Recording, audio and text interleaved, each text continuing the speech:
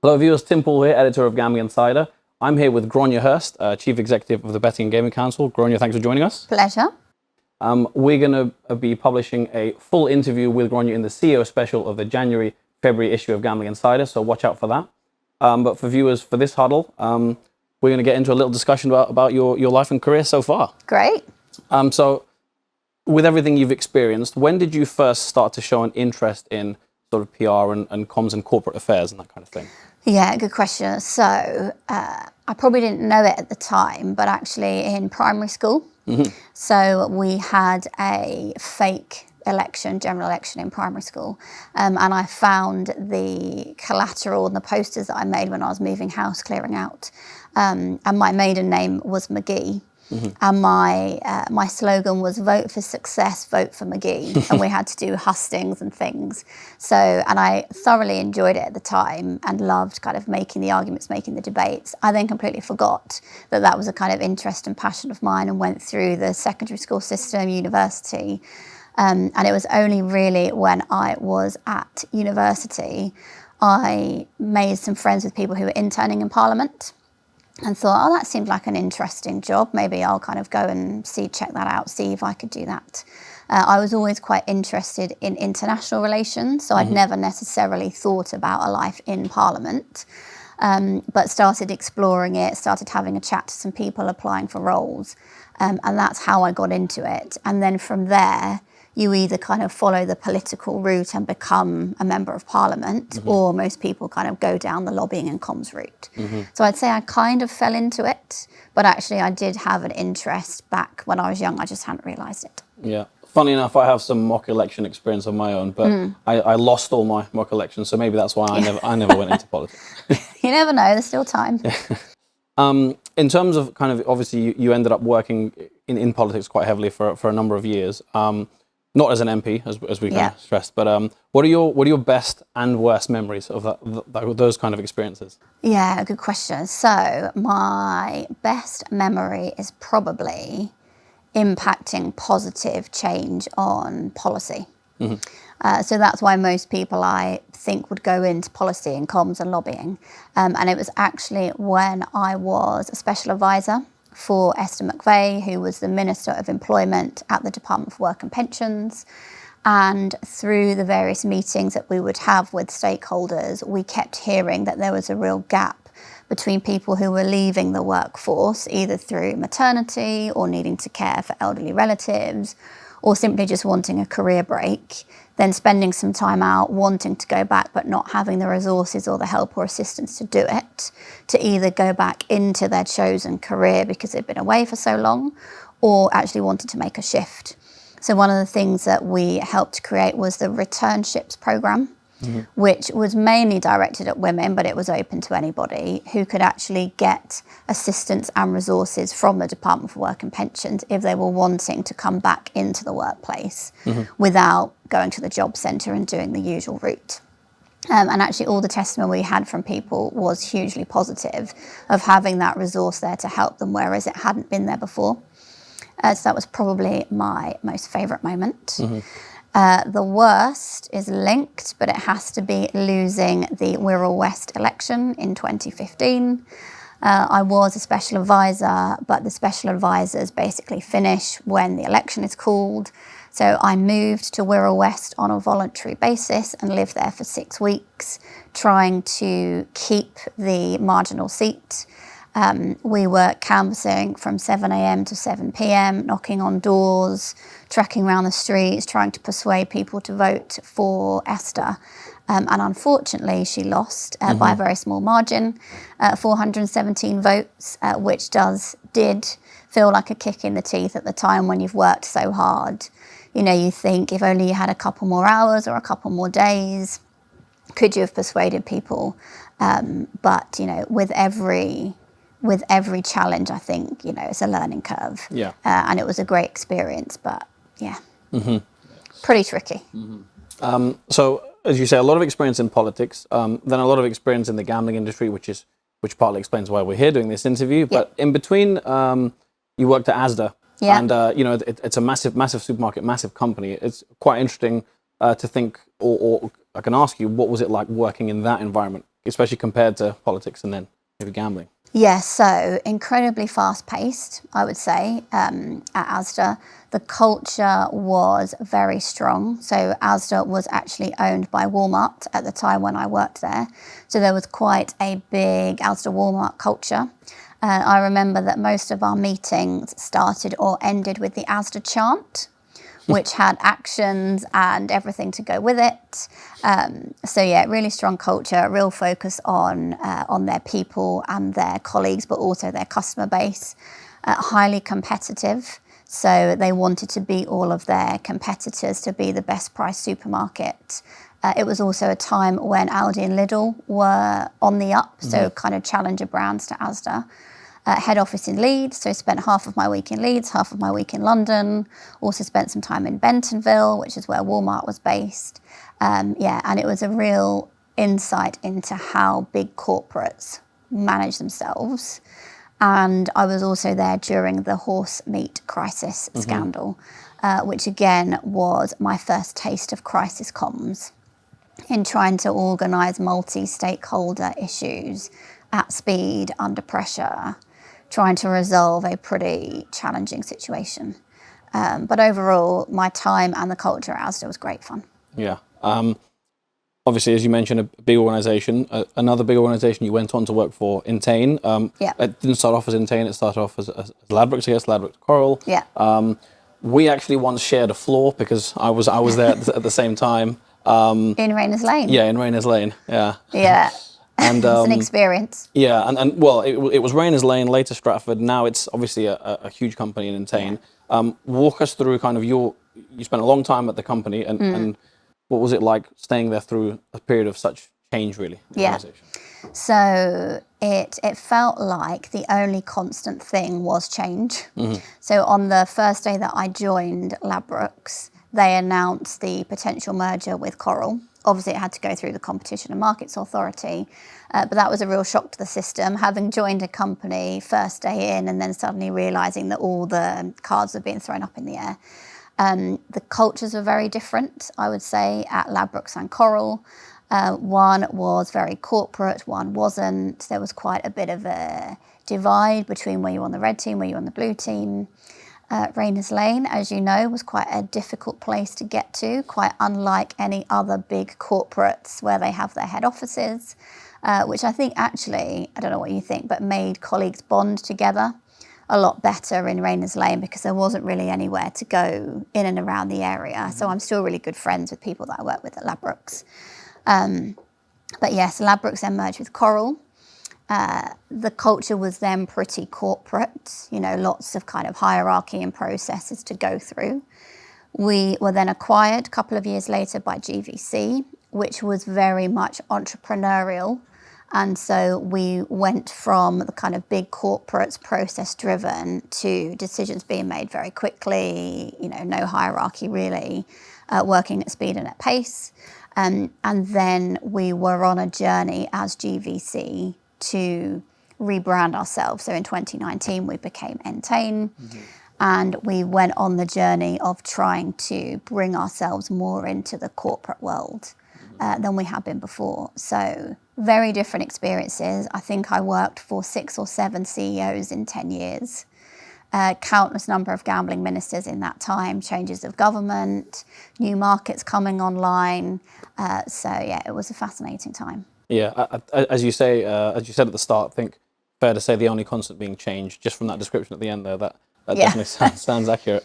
Obviously, you sit here today as the Chief Exec of the Betting and Gaming Council. That's going to form the subject matter for a few questions. But wanted to ask you about your involvement in Global Gaming Women as well, because a lot of really strong achievements within that organisation, and just wanted you to sort of walk through really what it means to you. Yeah, so this is a real passion of mine, so thank you for asking. So Global Gaming Women is an amazing not-for-profit organisation which was founded in the US about 10 years ago. But I joined the board in 2021 to really bring the success that's happened in the US to the UK, Europe, Australia and New Zealand.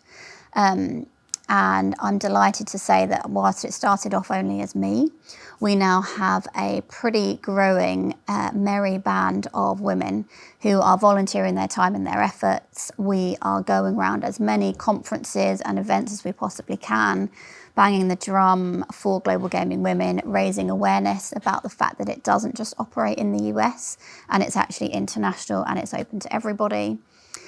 Loads of great benefits of becoming a member. First one is it's free to join, but also members who do join get access to educational training courses, and we call them lean-in circles, where you can band together in a relatively formal format with the same group of women for a year, meeting up regularly. I like to call them my personal board of directors, who you can go to and talk about any issue under the sun.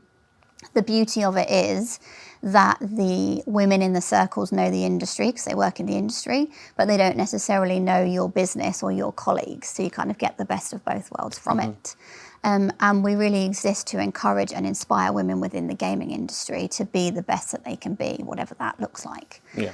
And yeah, it's a great organisation. I would encourage anybody to check it out, and the more the merrier, really. Yeah, no, it's a really good cause. Betting and Gaming Council, as I say now, that's the here and now for you, the chief executive. A few months in now.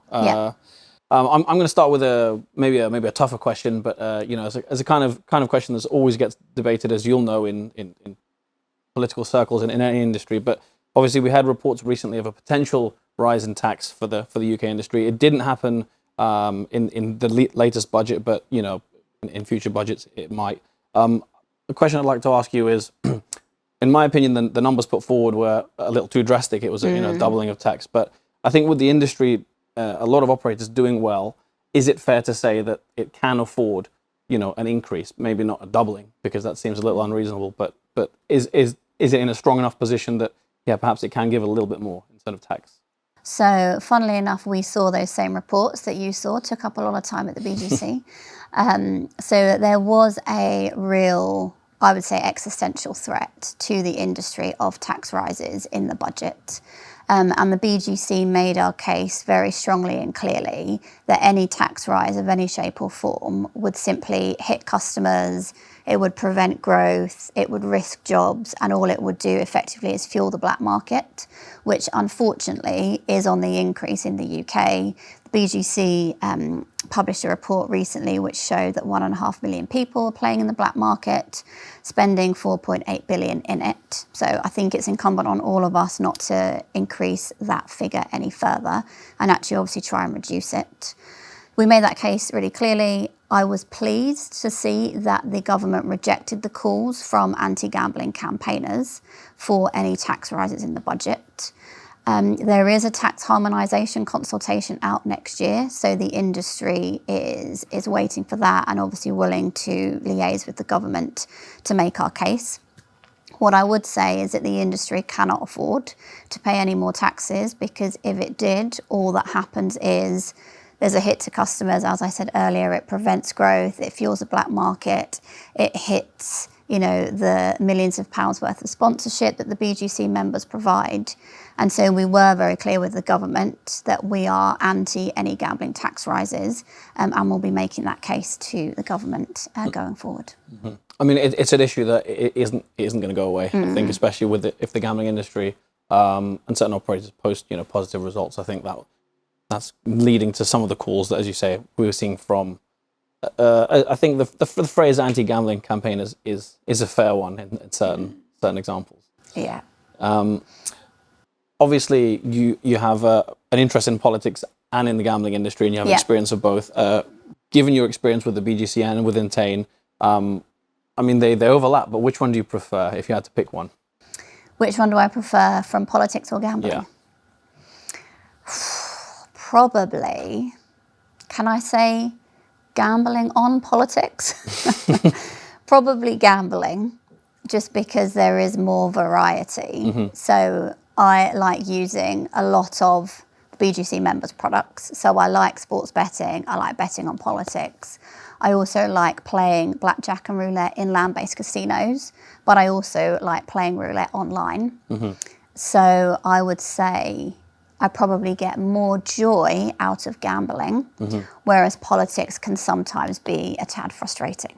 So on that basis, I'm going to have to say gambling. Yeah, fair enough. I want to ask also, what was the toughest situation you faced in your career? But perhaps I want to say in a gambling context, gambling industry context, because obviously you've mentioned a couple from your political career as well already.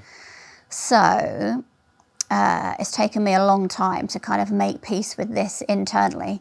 But when I was on my second maternity leave, I was working at Entain, and I was approached about coming back early from maternity leave to take on a promoted role, which I ummed and ahed about with my family for a while, lots of mum guilt, and I decided that it was probably worth doing. So I went, there was no pressure put on me, but I decided it was probably the best thing to do. So I went back early, enjoyed the promoted role for about a year. And as with, everything in corporate life, there was a change of CEO and a restructuring of the executive committee. And whilst I don't think it was personal, because it wasn't just me, there was a restructure and I wasn't on the executive committee any longer.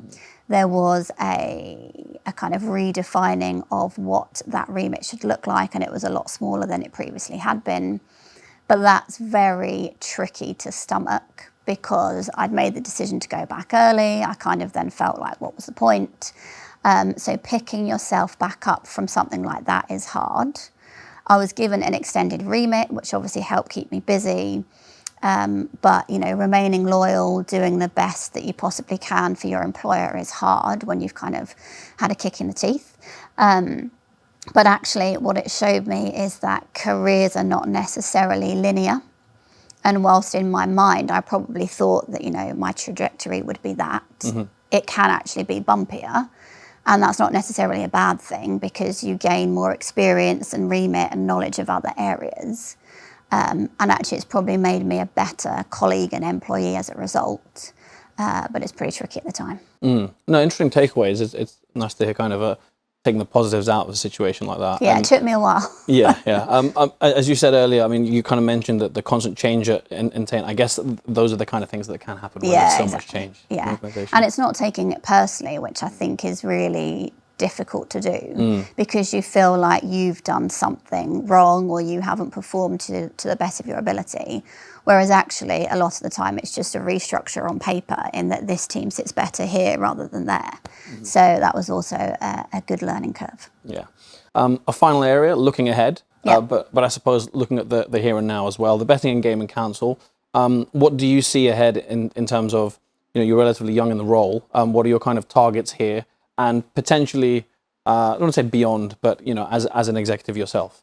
Yeah, so looking after my members is my number one priority, which is harder said than done sometimes in a trade association. But I think on a more serious note, short-term goal is definitely delivering the outstanding elements of the white paper, which will obviously be helpful for BGC members, but also for their customers and colleagues that they employ. We've had a relatively long period of instability, I would say, just whilst we've been waiting for that and working through all of the ramifications. So hopefully delivering those outstanding elements will then allow the BGC to move into a period of stability and growth, from which we can continue to champion the world-class, trusted and sustainable betting and gaming industry that we have, but from hopefully a slight more period of calm than we have. A few key focus areas for me as CEO. Hugely excited and honoured to be the first female CEO of the Betting and Gaming Council, hoping I can bring some of the learnings from Entain to the role. But my key focus areas are going to be being louder and prouder of the BGC's members' role in the leisure and entertainment sector. We have, in and around the industry, 22.5 million customers each month. I was having this debate on LinkedIn over the weekend, but customers vote with their feet. And, having returning customers, having that many customers shows that BGC members offer products and services that our customers love to enjoy. Yes, we have to be mindful of the small number who might be at risk of gambling-related harm. But our members and via the BGC have over 20 codes and 100 measures to help customers stay in control of their play. So being a bit more positive and proactive about the joy that our products and services bring. Bringing the voice of the customer more into the debate about the future of betting and gaming, both from a regulatory perspective, but also just from a broader perspective, will be really key. And then I think grounding ourselves at the BGC in evidence, research and insights will be really important going forward to make sure that any debate we have is grounded in evidence rather than political agendas, which is often the case. But yeah, loads to do, hugely excited to be championing our members. Well, Grainne, best of luck with everything at the BGC. Thank you very much. And thanks very much for your time. Pleasure, thanks Tim. And to our viewers, thanks for watching, and make sure to read the full interview in the January-February edition of Gambling Insider magazine.